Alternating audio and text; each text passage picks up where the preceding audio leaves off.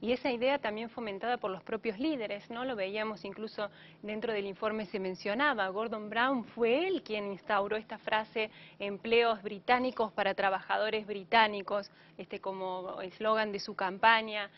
Bueno, Corbacho, el ministro de Empleo en España también, explicando lo que está viviendo ese país con más de 3 millones de desempleados, un poco achacándole la culpa a los extranjeros, ¿no? Entonces, fomentando un poco ese sentimiento. Esto es muy importante porque es como si al no poder dar respuesta, una respuesta coherente y realmente un cambio que mejore la cosa, acosados también por la angustia ellos mismos, intentan buscar culpables absolutos, ¿no?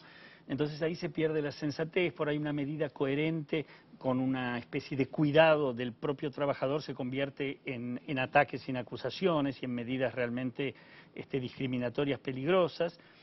Evidentemente, y la historia lo ha demostrado siempre, el hecho de que el liderazgo sea igual a sabiduría no es estrictamente así siempre, ¿no? Más bien nos ponemos contentos cuando esto sucede, pero no tenemos por qué suponer que el que en ese momento está a cargo de dirigir el gobierno va a encontrar ese tono justo. Lo importante es que él tampoco se sienta muy solo, que tenga interlocutores, que tenga asesores. Es muy importante en toda esta trama crear a todo nivel y desde diferentes lugares lazos.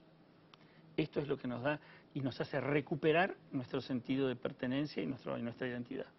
¿Y esos lazos cómo se crean? ¿Desde dónde? Desde el escuchar, desde el compartir, desde el generar situaciones de empatía, desde decir la verdad, desde buscar, desde planificar un proyecto en el cual no pretendamos la solución mágica, sino micrologros, pero que se van convirtiendo después en logros más importantes. Aceptación de la realidad, decir la verdad y trabajar en conjunto. Porque ¿qué pasa cuando todo este grupo de gente que queda desempleada no tiene contención? A lo mejor puede tener una contención material mínima en algunos países más avanzados, pero me da la sensación, por lo que usted estuvo explicando, que muchas veces el hecho de que haya un grupo de gente desempleada, por ahí en lugar de generar una contención por estar en la misma situación, también pueden retroalimentar esos sentimientos negativos, ¿no? Es que si la contención no se toma en cuenta y no se ofrece, y los gobiernos, los dirigentes, las dirigencias en general, no solamente políticas, no toman en cuenta que hay que brindar esa contención que tiene que ver con la escucha, con el respaldo, con la esperanza, pero con una esperanza sostenida en una cosa, en un proyecto coherente, muy bien lo que vos decís. En realidad, ese grupo, en lugar de sentir somos varios y desde ese lugar nos sentimos más cobijados, lo que hay es un contagio del rencor, de la ira, del miedo. En último término, cuando la angustia se apropia de un grupo, las reacciones son siempre incontrolables, ¿no? Y para controlar esta xenofobia, una angustia catastrófica, claro, que no sabemos hasta dónde puede llegar, porque bueno, las proyecciones son dramáticas y hemos visto consecuencias terribles, por ejemplo, el año pasado en Sudáfrica, ¿no? Que han llegado a prenderle fuego a familias enteras nada más que por ser de otra parte de África y por esa sensación de que iban hacia el sur a robarles el trabajo. Entonces, ¿cómo hace un gobierno, una sociedad para contener algo tan nocivo como es la xenofobia, ¿no? Bueno, junto con no convertirse en promotores de esa xenofobia, hablar, aclarar, esclarecer, trabajar para que esto no se convierta en un motivo creíble y ejercer la autoridad y la ley para que los límites estén protegiendo a todos, ¿no? Los derechos humanos aquí tienen toda su relevancia, diría, ¿no? Doctor, y bueno, por último, porque es realmente un mal que vamos a ver también en nuestro país y seguramente nos va a tocar muy de cerca, ¿qué hay que hacer cuando uno se encuentra en una situación como esa o cuando tiene un ser querido que está desempleado? ¿Cómo manejarlo? Yo creo que cuando una persona se siente sola, desamparada, cuando se encuentra sin recursos suficientes adentro suyo, en su mundo interno y afuera para poder enfrentar, lo que tiene que poder hacer es pedir ayuda. Y la ayuda tiene que ver con llamar al otro. Por eso también hay que crear esos lugares donde se pueda brindar esa ayuda que tiene que ver con esa contención que hablábamos recién.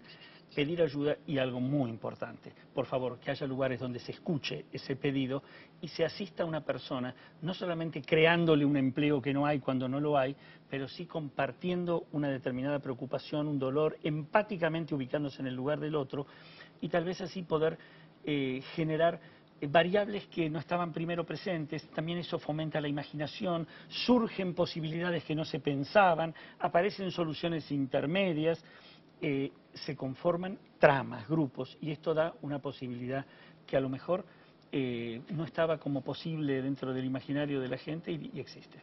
Doctor José Abadi, muchas gracias, Gracias un a vos. placer como siempre. Gracias. Nos vamos a la pausa. Cuando volvamos, el desempleo desde el punto de vista económico y qué podemos esperar para más adelante. No se vayan.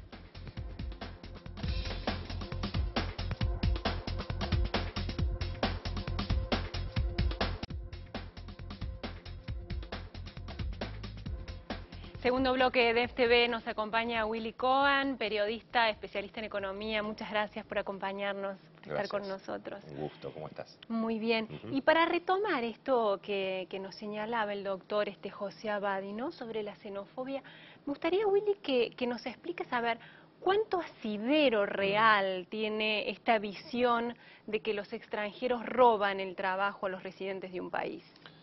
Bueno, no, desde el punto de vista, digamos, de la organización económica es una barbaridad plantearlo desde ese punto de vista. Habría que recordar dramáticamente, ¿no es cierto?, que, bueno, 9 años después de la crisis del 30, en 1939, estalló la Segunda Guerra Mundial, ¿no es cierto?, y surgió el nazismo precisamente sobre la base de buscar a quién echarle la culpa de la crisis, ¿no es cierto? Que, bueno, no fue solamente a los judíos en ese momento, hubo también mucha xenofobia contra todo lo que era trabajadores que hoy podrían ser los del sur de Europa, para los británicos, los italianos, los españoles. Esto se vivió en Europa también en los 80, en la época de Reagan, que también fue una época económica muy brava, que hubo un desempleo muy alto en Estados Unidos, en Europa.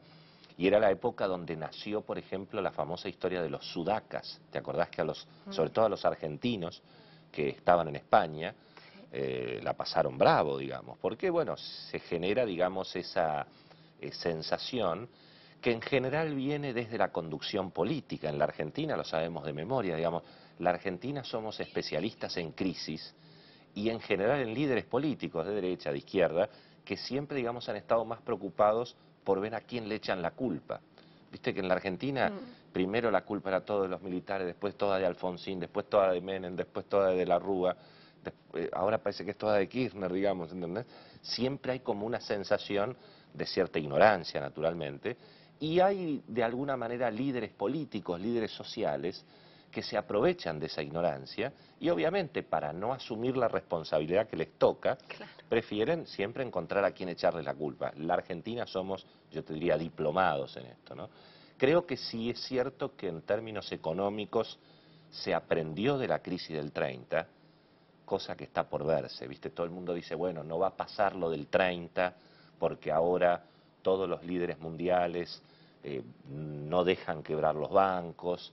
Ahora, sin embargo, está bien, los bancos no quiebran, pero quiebran las empresas. Es decir, la realidad de la destrucción del valor, que eso es lo que está pasando en el mundo, y bueno, genera finalmente los mismos efectos. El temor al consumo, el temor a invertir, y todo eso naturalmente hace que las empresas y el mundo económico en general, bueno, destruya empleo. De todas maneras, es una destrucción que tampoco es pareja.